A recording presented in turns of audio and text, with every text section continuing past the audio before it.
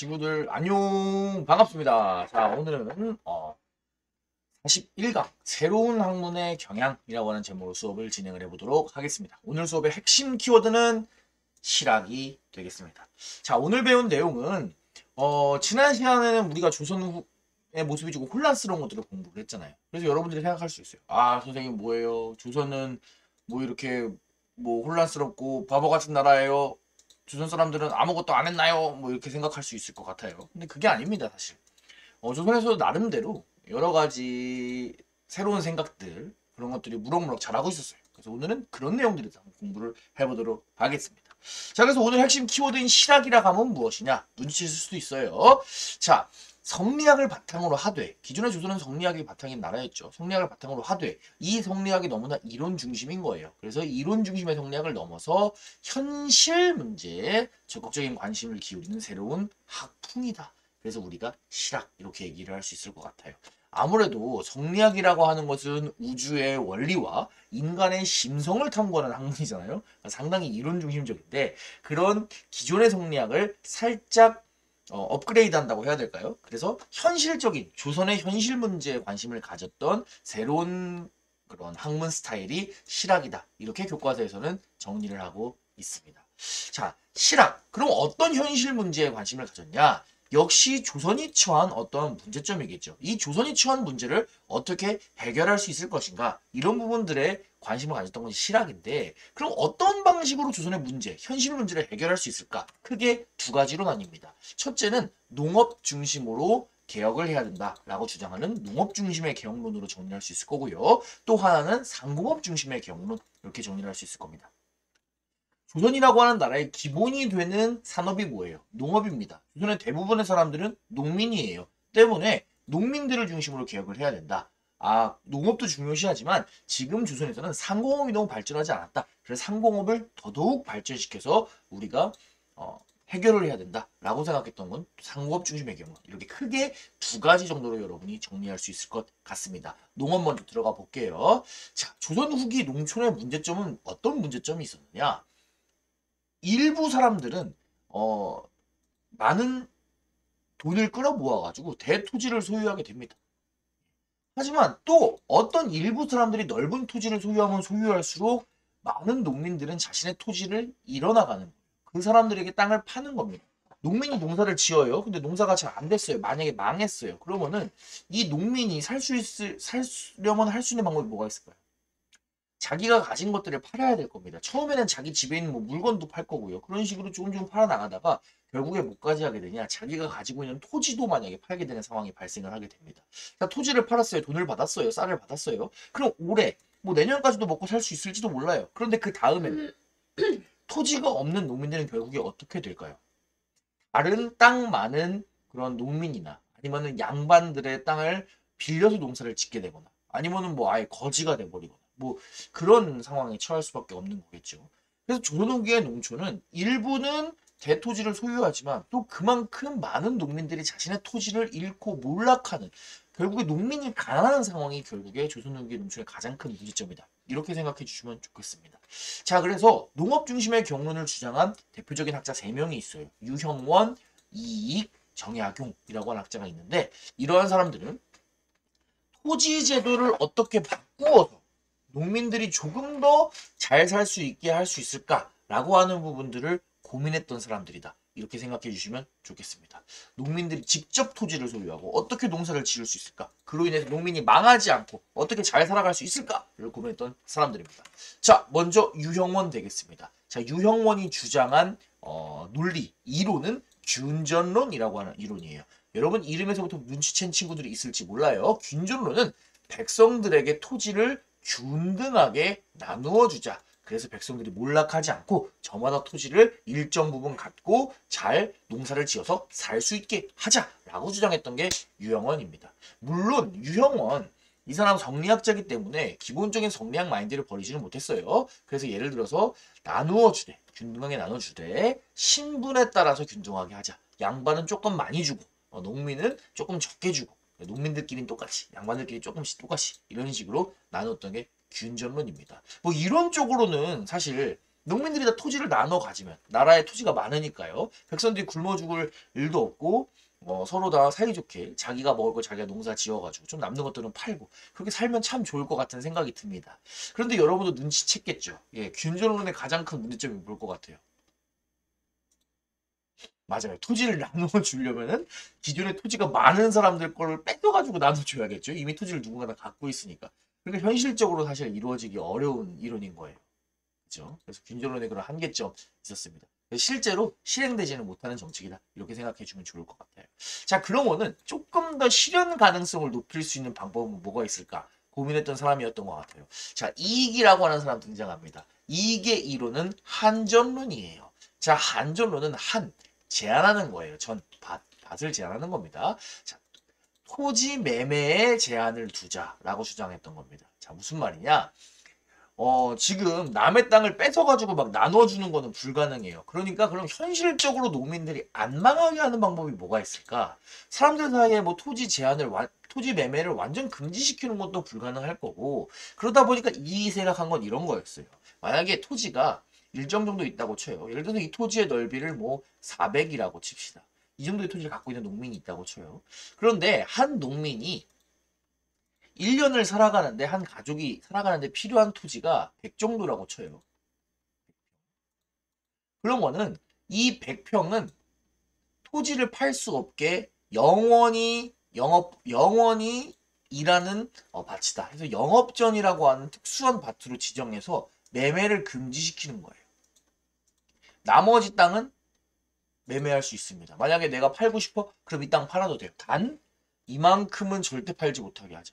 그래서 어떠한 백성들이 땅을 잃고 땅을 파는 한이 생기더라도 적어도 망하지 않고 굶어 죽지 않을 정도의 땅은 다 남겨두게 하자. 그래서 만약에 상황이 좋아지면 땅을 넓힐 수도 있는 거고, 뭐 만약에 부자들은 다른 사람들의 영업전을 뺀 나머지 땅들 다 모을 수 있는 거고, 그래서 부자는 뭐 땅 넓은 거는 뭐 그럴 수 있어.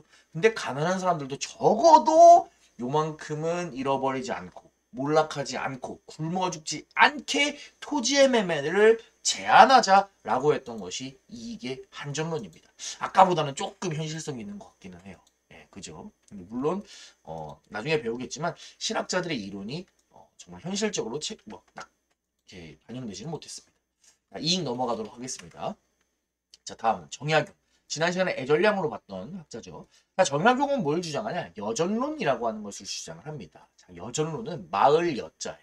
그러니까 마을 단위로 공동으로 농장을 만들자. 지금 개개인이 농사를 짓기 때문에 일부는 잘 나가고 일부는 못 나가서 망하는데 그것이 아니라 마을 단위로 공동으로 하게 되면은 우리가 공동체 내에서 뒤처지는 사람을 케어해 줄 수 있을 것이다. 때문에 공동으로 농장을 지어서 공동으로 농사를 짓고 공동으로 세금을 바치고 일한 만큼 농사 지은 걸 나누어 갖자라고 주장을 했던 것이 정약용 되겠습니다. 이야기를 하니까 또 어떤 친구들이 선생님 이거 공산주의 아닌가요? 뭐 이렇게 얘기를 하는 친구들이 있는데 그렇게 생각할 수 있어요. 굉장히 공산주의와 형태가 유사하죠. 그러니까 얘기하고 싶은 건 정약용이 공산주의자는 아닙니다. 그죠?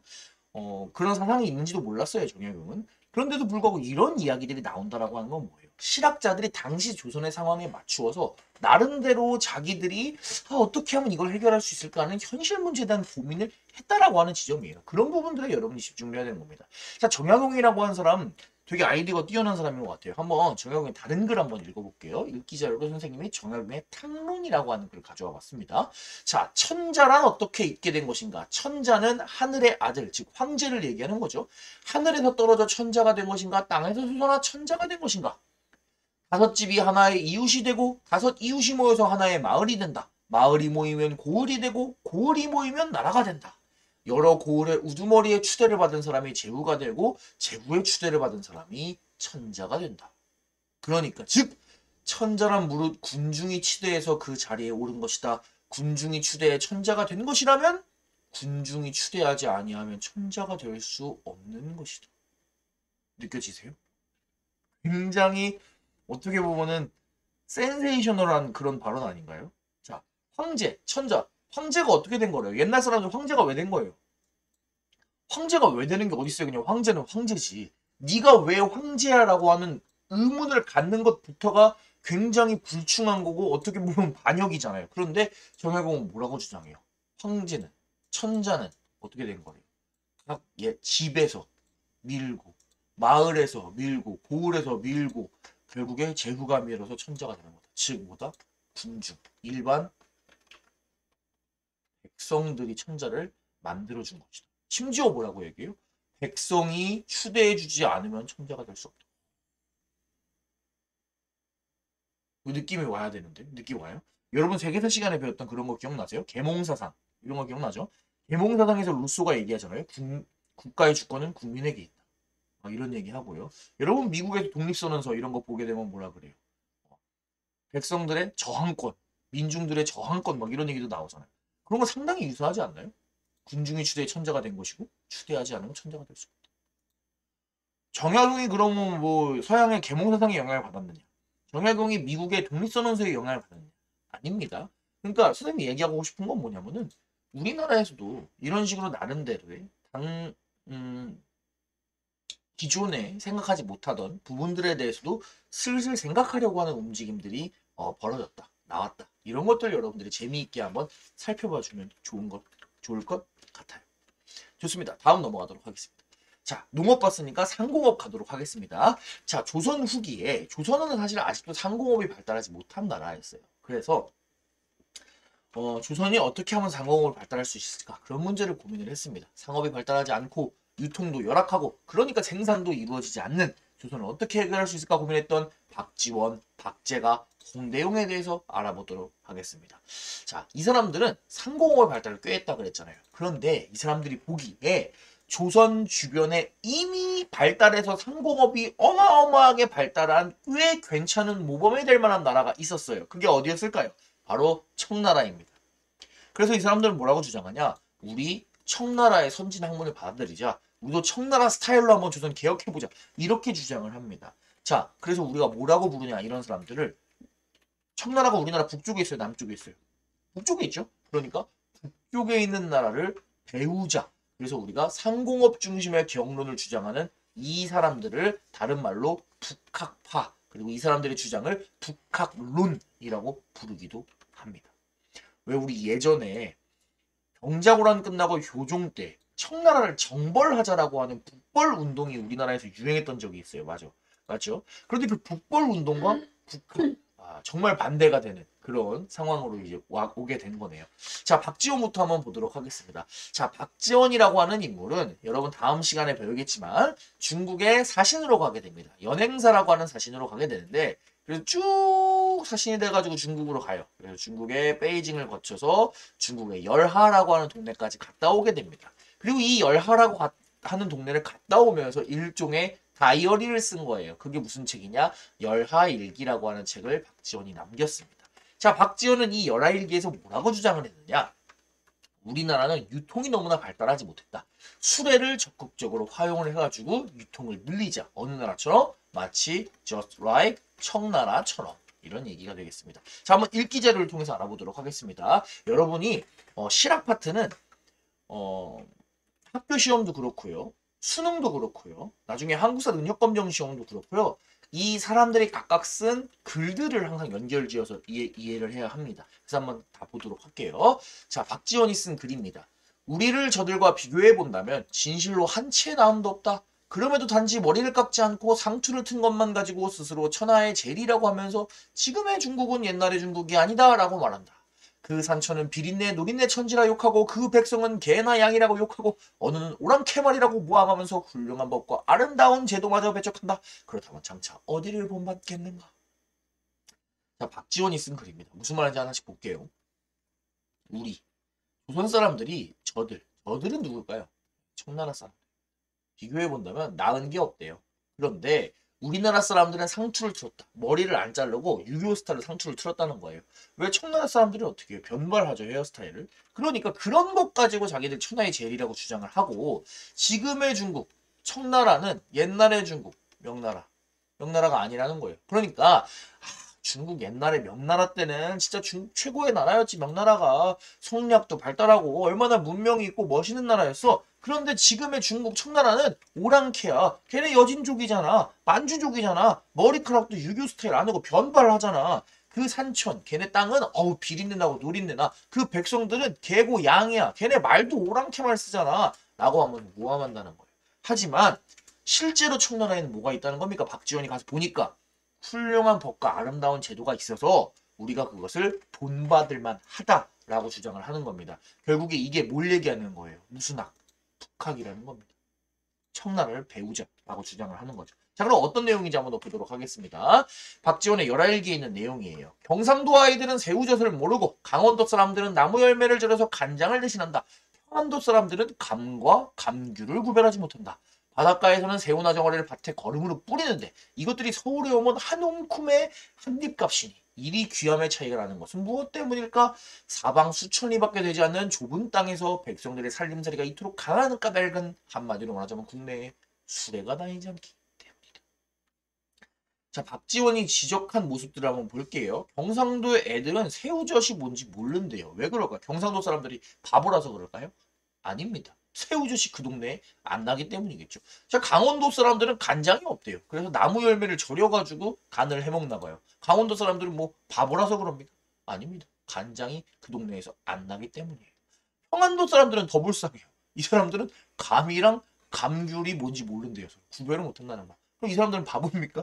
역시 아니겠죠. 평안도가 어디예요? 자, 우리나라가 이렇게 있으면은 지도가 이렇게 있으면 평안도가 여기 구석에 있잖아요. 감귤 어디서 나요? 제주도에서 나는. 그러니까 멀다는 거예요. 먹어보지 못했으니까 모른다는 거예요. 자, 바닷가에서는 새우랑 정어리가 남아 도는 거예요. 그러니까 밭에다가 막 거름으로 뿌려 그냥 막 남아 도니까. 근데 이거 서울에 갖고 오면 어떻게 된대요? 한 움큼에 한 입 돈 주고 사야 되는 거예요. 귀함의 차이가. 누구는 돈 주고 사는데 이만큼에. 누구는 그냥 바닥에 뿌리는 거예요. 왜 이런 차이가 나냐? 자기가 생각하기에 우리가 땅덩어리가 이렇게 좁아 터졌음에도 불구하고 이렇게 되는 이유는 무엇이냐? 수레가 다니지 않아서. 길이 정비되지 않아서 한 번에 수레를 통해서 막대한 양의 물류, 유통이 이루어지지 않기 때문에 사람들이 기껏 물건 팔려고 왔다 갔다 해봤자 등에 지게 짊어지고 왔다 갔다 한단 말이에요. 그런 식으로는 상업이 발달할 수 없기 때문에 우리가 그래서 나라가 발전하지 못하고 있는 거다. 수레를 적극적으로 활용해서 길도 빵빵 쌓고 길을 쌓으면 물건이 많이 다니고 물건이 많이 다니면 시장이 생기고 시장이 생기면 돈이 돌고 돈이 돌면 경제가 발전할 것이다. 라고 주장했던 것이 박지원 되겠습니다. 넘어가도록 하겠습니다. 자, 다음 박제가라고 하는 인물입니다. 자, 박제가라고 하는 인물은 또 우리가 지난 시간에 공부했던 정조의 주장각에서 활약했던 그러한 인재입니다. 자, 그 박제가는 북학의라고 하는 책을 썼어요. 북학에 대한 내용이겠죠. 자, 여기서 요약하자면 박제가는 재물은 우물과 같다라고 했습니다.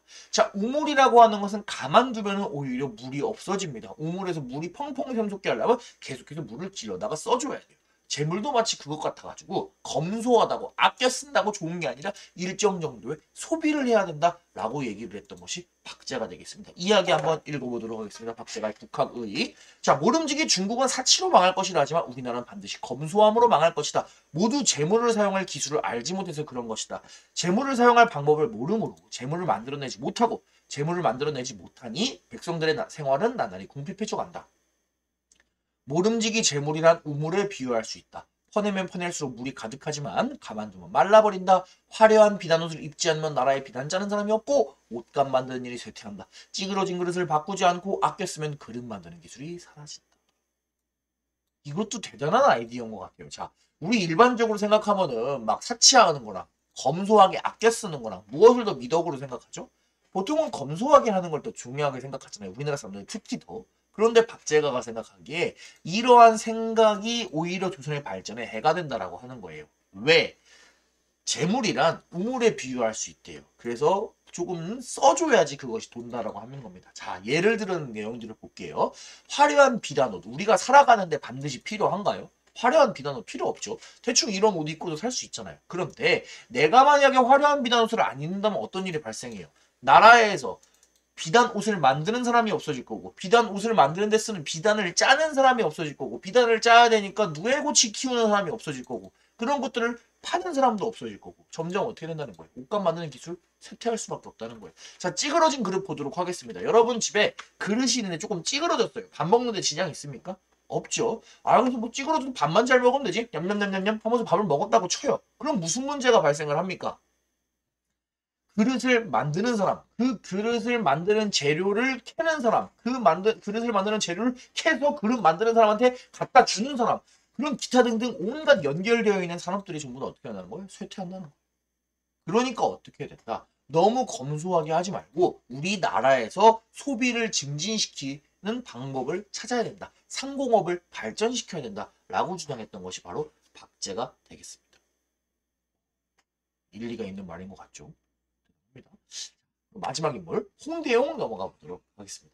자, 홍대용은 양반들도 생산활동에 참여해야 된다라고 주장을 했고요. 그 다음에 또 특이하게 청나라 사람들과 교류하면서 서양을 통해서 들어왔던 지전설을 먼저 알게 됩니다. 자, 지전설은 지구는 돈다. 그러니까 지구가 회전한다. 이런 거예요. 여러분은 이제 세계사 시간에 배우기는 지동설이라고 배웠죠. 똑같은 거다 이렇게 생각하시면 좋을 것 같아요.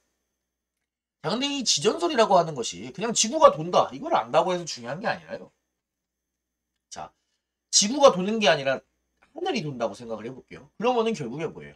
지구가 세상의 중심이란 거잖아요. 이 온 세상의 중심이 지구인 거잖아요. 그러면은 이 중심인 지구의 안에서도 어떤 곳은 중심일 거예요. 맞죠? 딱 가운데 있는. 옛날 사람들은 그걸 뭐라고 생각해요? 그게 중국이라고 생각해요. 그런데 봐봐요. 지전설이야. 지구가 이제 뺑글뺑글 돌아 그냥. 지구도 변두리에 있는 것 중에 하나야. 그렇게 되면은 지구 안에서 뭐 중국이고 중국이 아니고가 의미가 있습니까? 어느 나라가 가운데 있고 가운데 아닌 게 있어요? 없죠. 그냥 다 뺑글뺑글 도는 거니까. 그러니까 지전설이라고 하는 건 뭐야? 단순히 지구가 돈다라는 개념이 아니라 중국이라고 하는 나라가 세상의 중심이 아니다라고 하는 인식까지 우리가 이 지전설에서 엿볼 수 있는 겁니다. 그러니까 조선인들의 세계관이 조금 더 확장되었다. 이런 것도 우리가 홍대용의 지전설을 통해서 엿볼 수 있겠네요. 자, 홍대용의 글 한번 보도록 하겠습니다. 우리나라는 본래부터 명분을 중요시하게 여겼다. 양반들은 아무리 심한 곤란과 굶주림을 받더라도 팔짱 끼고 편하게 앉아서 농사를 짓지 않는다. 간혹 실업에 힘써 몸소 천한 일을 달갑게 여기는 자가 있으면 모두 나무라고 비웃는다.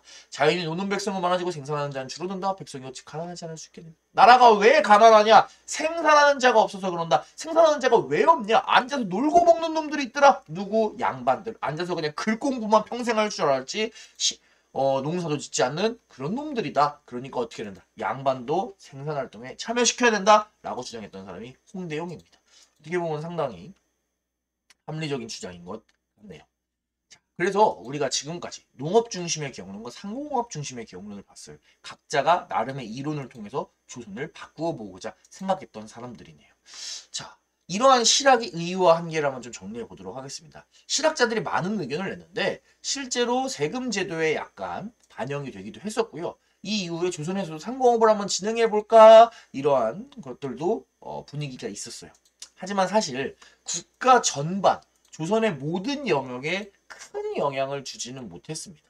예, 기존의 정리학을 뛰어넘을 정도의 그런 영향을 주지는 못했어요. 그리고 그러다 보니까 농민들의 삶에 실질적으로 큰 변화를 가져오지는 못했다라고 하는 것은 또 우리가 실학의 한계점이다라고 또 정리할 수 있겠네요. 조금 아쉬운 것 같아요. 그죠?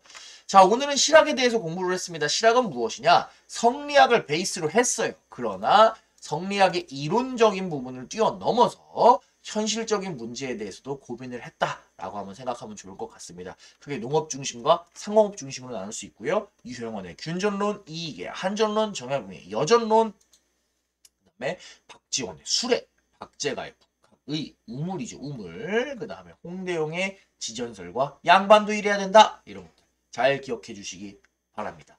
사람과 그 사람의 주장 이런 것들을 잘 연결해서 공부해 주시면 좋을 것 같아요. 좋습니다. 그러면은 다음 시간에 만나요. 친구들. 안녕.